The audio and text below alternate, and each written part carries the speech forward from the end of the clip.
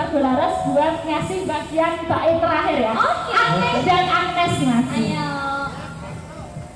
Nanti. Ayo, maju boleh berdiri apa di sini, di sini. Berdiri biar kelihatan, biar di shoot gitu ya dari belakang. Oke. 2A baterai.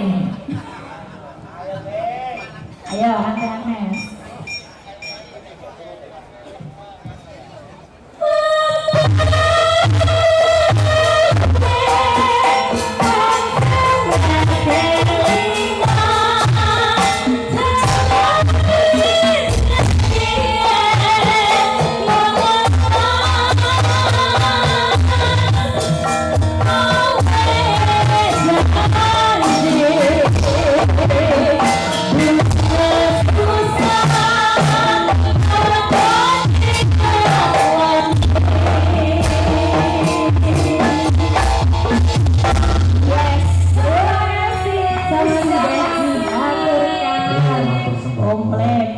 Tamu Yosin dan Warga Laras sudah mengaturkan Mas Gading.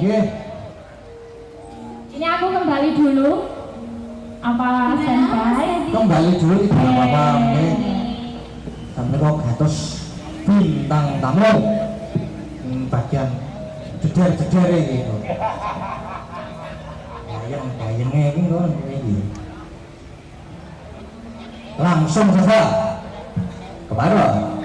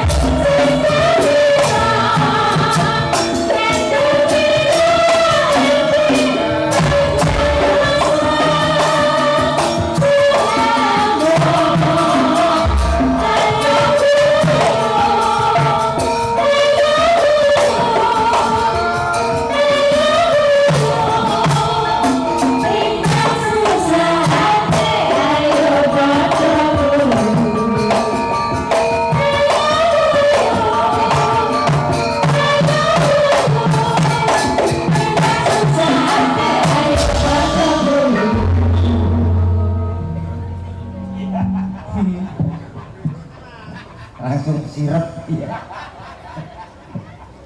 Remeok cakram ketok kompake ya Met ya. Lah aku ya seneng lho iki enek ya obor ngono ya seneng.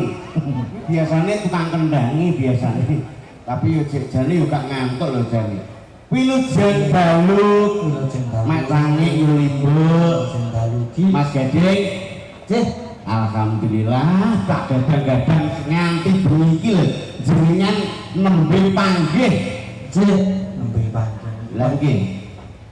Terus Niku sik mburi niku nganu paitan kok kalih kula niku. pripun ta? Lah jenengan wau salaman kan. Nggih. Kok langsung melengos mati niku. Boten niki garangan kok niki wong ngerti kancane ora gelem salaman iki lho. Ayo, ijek ora ijek. Apa nih? Kula tak turuti kabeh, kabeh dene rata mangkon bodo-bodo to, Mas. Lho, saura-urane yo mulai pesinggane seret ngantek tekan dalange. Ngono lho, suatu penghormatan lho Pak Jawa. Lah iki mung apa lho? Urung ngono. Ngono ae kok itu. Alhamdulillah. Biasane delok teng TV alhamdulillah sakniki pun panggih. Manggih teng mriki. Nggih. Ceritane pripun to Mas kok saged pisah kali Gisel niku? Oh,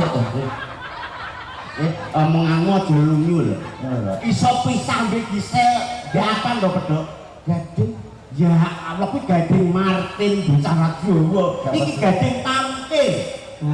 Ora tau pedhok kok ya. Napa gading sinten? Lho duka, ya wae sing namine Mas Gading, ngoten sing dimaksud Mas Komet niku Gading sing tiyang Jakarta mriko kok artis. Mulane beda ya Mas ya. Enggak. Lho, jadi ambo bedakno nek mawe kok bingungno kancane to. Kok enom ngono karo. Lah iya kene tasik nom kaya ngene iki lho. Niki pokoke anu Mas Gading derek tepangan. Nggih. Kula tak yono niki Cak Komet. Nggih. Nggih, pun anu Dek wau lau jam pinten? Wau jam setengah seprapat Kurang setengah papat. nggih setengah papat Kok setengah seprapat. Tasik kuliah nggih. tasih Alhamdulillah dalan tasik Senin. Wih, sing penting semangat nggih Mas nggih. ngono di enteni wong sakmene mbiyane nek takon kuliah wis kawan bar jagong tasih semester kali nggih Mas Nggih. teng pedanyangan pedalangan Pedanyangan rawuh-raimu wae piye? semester 2 Semester 2 kok ya hafal. hafal kene mengikuti kok ya Loh, halah pokoknya sing semangat terus belajar Mas Gading. Nggih. Mugi-mugi job ke depan tambah lancar. amin Wis pokoknya didongakno muga-muga laris kados ramanipun nggih. amin Amin. Iki yogane yo ketok kompak nek iki lho ketara. niki latihan iki pitung bengi Oh, latihan pas dalu punika lakonipun Semar bangun kayangan ini belajar pitung dina pitung bengi. pitung aja cerita ngono Mas lha pripun ayo ketara nek gak tau nek tanggapan gur latihan tok pitung dina Iku tak kekrek lambemu. Tak gesek iki mantep kok critane iki lho. mantepno piye lagi Semar bangun kayangane sing bagian musuh semen sapa Lho kowe iki omonganmu lho. Semar bangun kayanganku cerita wayang ora kok bangun terus gawe gedung ngono ya ora. Cara Jawa ngene iki lho ketara. Bocah iki ya upama dadi wong kuwi ketara kok mek kawit cilik niku lho. Kawit cilik iki dolanane apa mesti paham kowe. paham Mulai cilik iki dolanane apa sok ben gedhe dadi apa ini ya paham. Contone Mas Gading. Gading Kuwi cilikane dolanan apa? wayang Terus gedene ini jadi dalang kondang terkenal laris blesete dadi dalang kan ya bakul wayang